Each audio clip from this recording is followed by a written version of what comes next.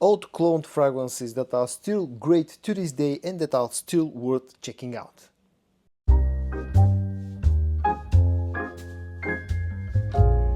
Hello friends, I'm George, the nice manic gentleman. Welcome back to the channel guys, I hope that all of you are doing well.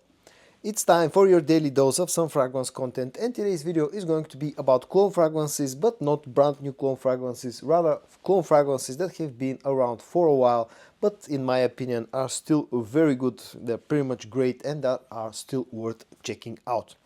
And I've included, today's list will be consisted of a total of 11 such fragrances. And I'm going to start with a few from the brand of Lattafa. One of those very first clone fragrances that got my attention and got me into that whole clone game comes from Lattafa, and it's called Lattafa Asad, and this probably to this day is the most popular and most well-known clone of Dior Sauvage Elixir. It's a very interesting take on the Sauvage Elixir DNA. It doesn't feel like a straight up clone, of course, feels more like a twist, slightly sweeter take on the original scent itself. It opens up in a spicy way similar to Sauvage Elixir, but with a lot less spiciness compared to the original fragrance, and then on the dry down goes down into a sort of a vanillic dry down, slightly different than what you get from Sauvage Elixir. Feels sweeter, less spicy, like a slightly sort of a grown-up and slightly more mature version of the original scent itself. But it's a very nice alternative that to this day works absolutely great. Has a very good performance, especially after some maceration, very good projection and all that for a very affordable price. One good thing about Lattafa Asad is the fact that it didn't jump in price when it actually got and received a lot of hype. So my first suggestion from Lattafa is called Asad. The second fragrance from Lattafa that I've included in today's video is one of my, to this day remains one of my most favorite Lattafa fragrances. It's called Ameer Al Oud Intense Oud, and this fragrance is another sort of a clone with a heavy twist. This time around we're talking about something that's done in a similar style to Maison Margiela's By the Fireplace.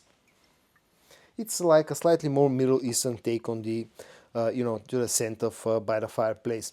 It's a very woody fragrance, just like the original fragrance. You get a hit of agar oud note, you get quite a strong dose of incense, and you also get quite a bit of sweetness. There's some vanillic sweetness, some sugary sweetness. It's a very nice fragrance. I really like this one. Very cozy scent that works great in the cold weather.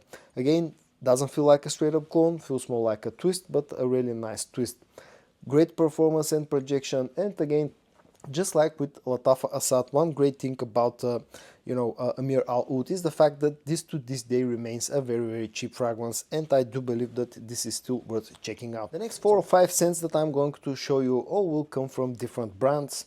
The first in line is from the brand of Ajmal, and it's called Evoke Gold Edition.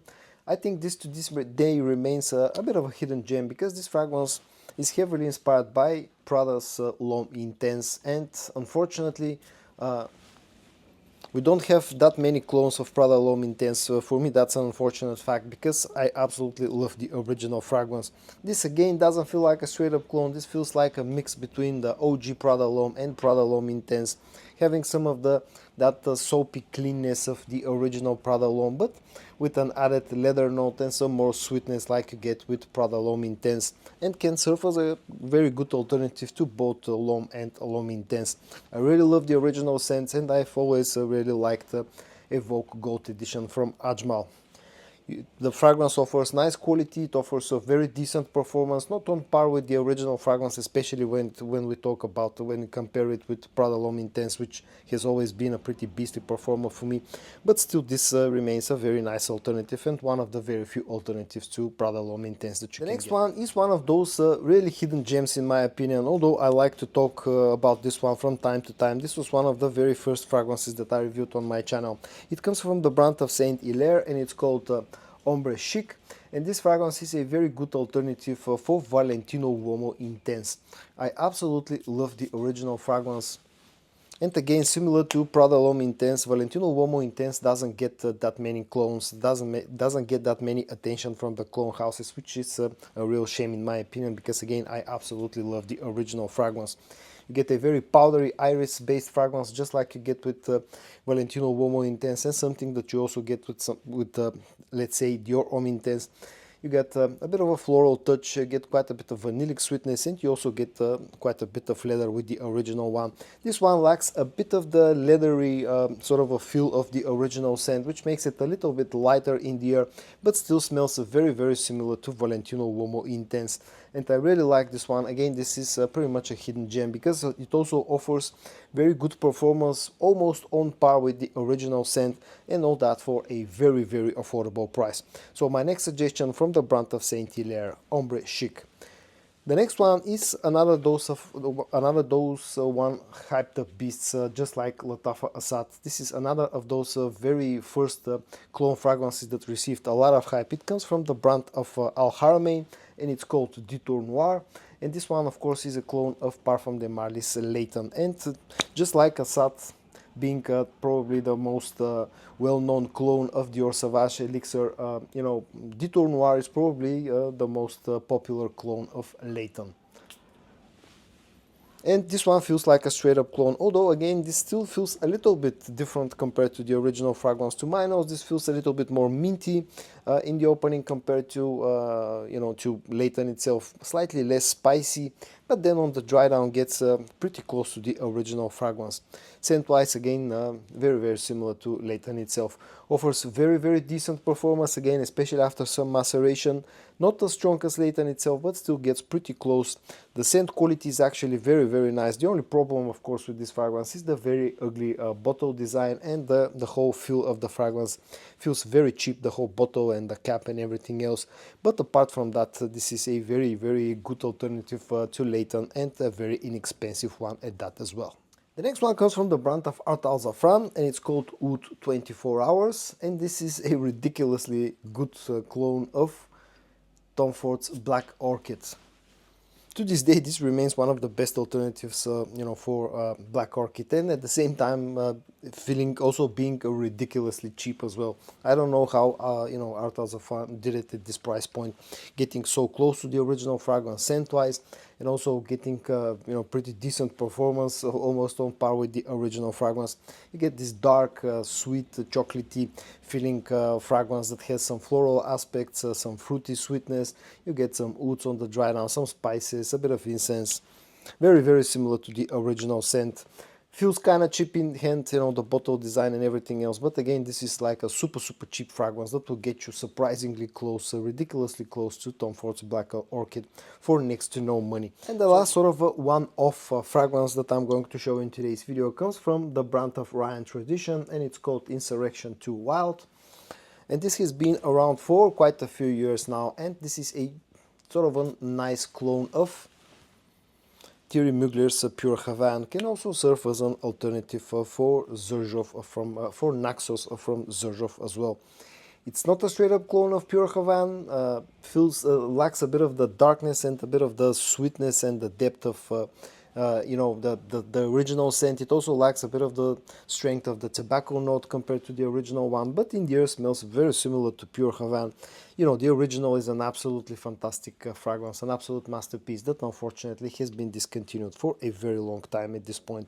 Lacks a bit of the sweetness as well, but still it's a great alternative for Naxos, and again can also for Pure Havane, excuse me, but also can serve as an alternative to Naxos itself. It's very cheap, usually can be found for a very cheap money, offers very decent performance and projection, and again all around, so this is a great alternative for those of you who are looking for a clone of Naxos and Pure Havane. Next, let's move on to the brand of Armaf, and the first fragrance that I'm going to show you from the brand of Armaf is not so old. I think it was released early last year, but still it has been around for a while. It's part of the Club de Nuit line of fragrances, and it's called Iconic, Club de Nuit Iconic, and this fragrance is a clone of Bleu de Chanel EDP. Especially on the dry down, gets very close to Bleu de Chanel itself. The opening is a little bit rougher compared to the original fragrance, but on the dry down you get that you know, creamy mix of the ouds, some of the spices, the sweetness, the amber sweetness, some of that freshness that still carries on from the opening. A very likable scent, very masculine blue scent that's super versatile, very easy to wear, works all year round. And in the case of Iconic, you know, offers a very good performance. In fact, this fragrance is stronger than the original one, lasts for a longer time, projects better, and you know, at the same time costs a fraction of the price of the original, which nowadays tends to be very expensive. And to this day this remains one of my most favorite fragrances from the brand of Armaf. And my second suggestion from the brand of Armaf is part of the Odyssey line, and it's called Odyssey Mandarin Sky. And this fragrance is a clone of Jean-Paul Gaultier's Scandal. And again, this remains sort of a little bit of a hidden gem, because not too many people talk about Mandarin Sky, and it gets surprisingly close to the original fragrance from Jean-Paul Gaultier. Maybe lacks a hint of the sweetness and the sort of the sticky sweetness that the original fragrance has. This feels like a slightly more citrusy, slightly lighter take of the original scent, but in the air smells very similar. Offers very good performance and projection. It comes in a goofy looking bottle, but that's something that you expect from the brand of Afnan, from Armaf, sorry. But all around, this is a great alternative. To this day remains a great alternative for Jean-Paul Gaultier's Scandal. So my second Armaf suggestion is Odyssey Mandarin Sky. And I'm going to finish off today's video with two suggestions from the brand of Afnan. The first one is part of the Turati line, and it's called Turati Blue. And this one smells very similar to Bulgaria's Tiger, but it feels like a slightly sweeter take of the Tiger's scent profile. It has sort of a citrusy opening with a very nice, juicy, sweet grapefruit note. You get some spiciness in the opening. You immediately get quite a bit of woodiness as well. On the dry down, this remains slightly fresh, woody, spicy, with a lot of ambery sweetness. This is another very versatile scent, just like you know, Club de Nuit iconic. It's a very masculine fragrance that offers a very good performance and projection, and just works all year round. You can wear this one for any type of occasion, any type of environment, and all that for an affordable price. The only problem with this fragrance is again the slightly strange bottle design, which can be a little bit unstable, but other than that, this is a great offering from the brand of Afnan, and to this day works really nicely. And my second suggestion from the brand of Afnan will be, of course, none other than their most popular fragrance, which is called 9 p.m. and this one is a clone of Jean-Paul Gaultier's Ultra Mole. Now, I really like the original fragrance, and Ultra Mole to this day probably remains my most favorite clone of Ultra Mole. It doesn't feel like a straight up clone. Again, this has a bit of a twist. It substitutes that sweet pear note in the opening of Ultra Mole with a slightly fresher apple note. But apart from that, feels very similar.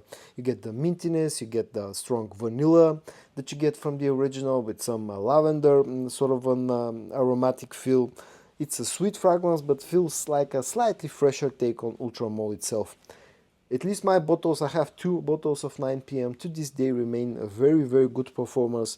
They are strong projecting fragrances. They will get you a lot of compliments. Just keep in mind that this whole scent profile is a little bit more useful and maybe is not suitable for older gentlemen out there. But apart from that, this to this day remains a great fragrance.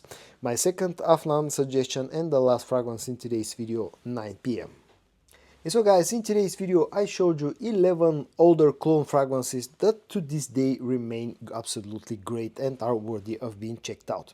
I hope that you found this video interesting to watch. If you did, give it a like, and I also hope that you're going to join me tomorrow for your daily dose of some fragrance content.